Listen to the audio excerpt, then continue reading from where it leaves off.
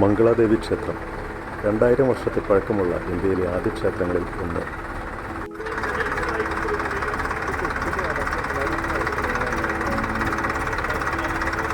പെരിയാർ കടുവ സങ്കേതത്തിൽ സ്ഥിതി ചെയ്യുന്ന ക്ഷേത്രം തമിഴ്നാട്ടിൽ തേനി ജില്ലയുടെയും കേരളത്തിൽ ഇടുക്കി ജില്ലയുടെയും അതിർത്തിയിൽ തേക്കടിയിൽ നിന്ന് 15 കിലോമീറ്റർ. മറ്റെല്ലാ ക്ഷേത്രങ്ങളിൽ നിന്നും വിഭിന്നമായി വർഷത്തിൽ ചിത്രപൗർണമി നാളിൽ ഒരു ദിവസം മാത്രം തുറക്കുന്ന ക്ഷേത്രം.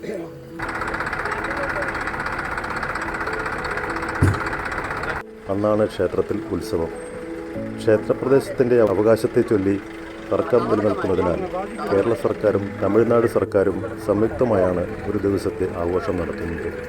രാവിലെ 6 മണിക്ക് ശേഷം മാത്രമാണ് വനാതിർത്തിയിൽ നിന്ന് ഇവിടേക്കുള്ള വാഹനങ്ങളുടെ പ്രവേശനം പാസ് നൽകി അനുവദിക്കുന്നത്.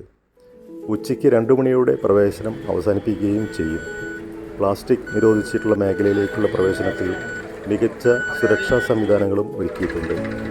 കുമളിയിൽ നിന്ന് രാവിലെ 5 മണിക്കാണ് ഞങ്ങൾ യാത്ര ആരംഭിച്ചത്. കുമളിയിൽ നിന്ന് 15 കിലോമീറ്ററാണ് മംഗളാദേവി ക്ഷേത്രത്തിലേക്ക്. 12 കിലോമീറ്റർ ദൂരമുള്ള വനപ്രദേശത്തിലേക്ക് കടന്നു കഴിഞ്ഞാൽ ഒരു ജീപ്പ് പോകുന്നതിന് വീതി മാത്രമുള്ള ഓഫ് റോഡ് വഴിയേ ഉള്ളൂ. 1000-ഓളം ജീപ്പുകളാണ് ഇവിടെ പാസ് എടുത്ത് കാത്തു നിൽക്കുന്നത്.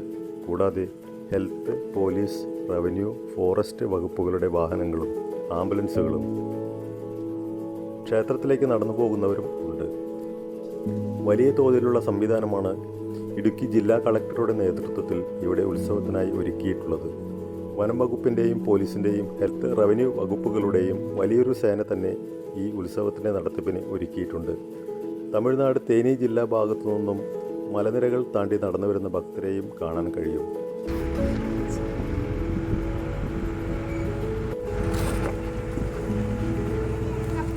വരുന്നവർക്ക് എല്ലാവർക്കും ഭക്ഷണം അവിടെ ഒരുക്കിയിട്ടുണ്ട്. ട്രാക്ടറുകളിലാണ് ഭക്ഷണം കൊണ്ടുവരുന്നത്.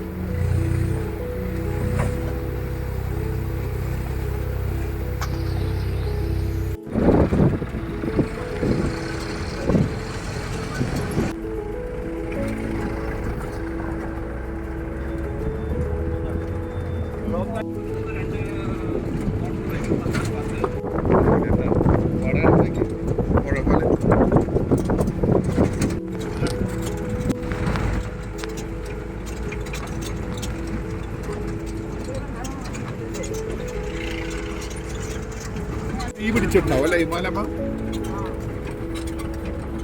ഹിമാലയ മൊത്തം തീ പിടിച്ചു.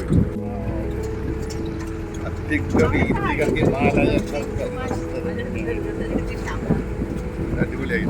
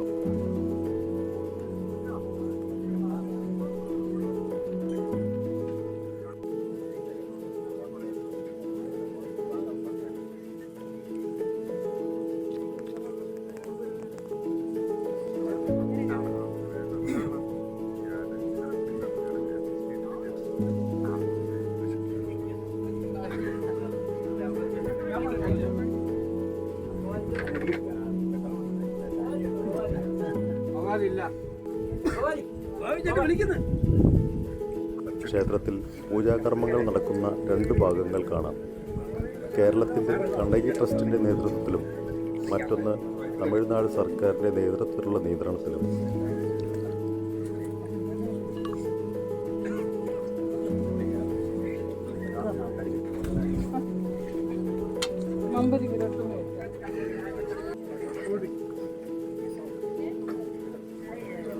அதாவது கோவலன் கண்ணகி ஹஸ்பண்ட் ஒய்ஃபு கோவலன் வந்து கால் சிலம்பை வந்து திருடிட்டாரு அப்படின்னு சொல்லிட்டு மன்னன் வந்து பொய்யான தீர்ப்பு சொல்லி அவருக்கு தலையை அப்படியே அரண்மனையிலே வச்சு சீவிட்டாங்க.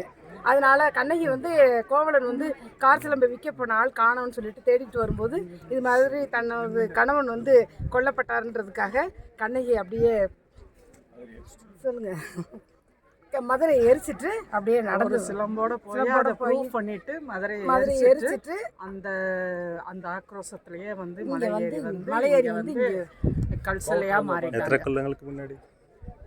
இந்த வருஷம் டிபி 2000 years ago?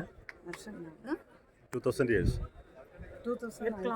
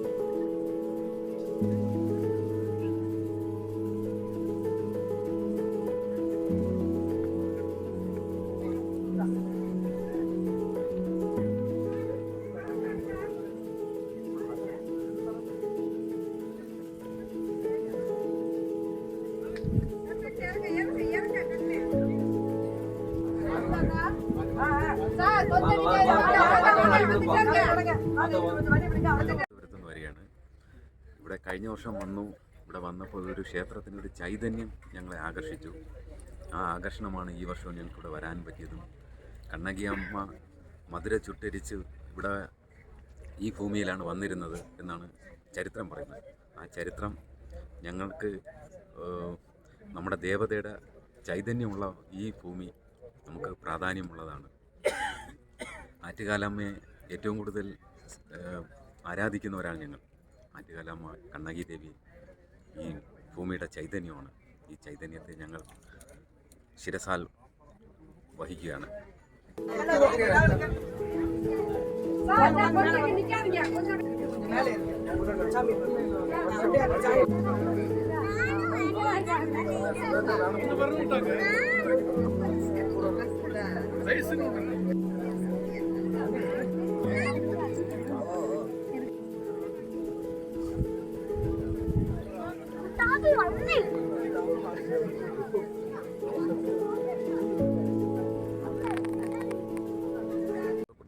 തോറ്റമ്പാട്ടിൻ്റെ അർത്ഥം തന്നെ പുനർജീവിപ്പിക്കുക എന്ന് പറഞ്ഞതാണ്.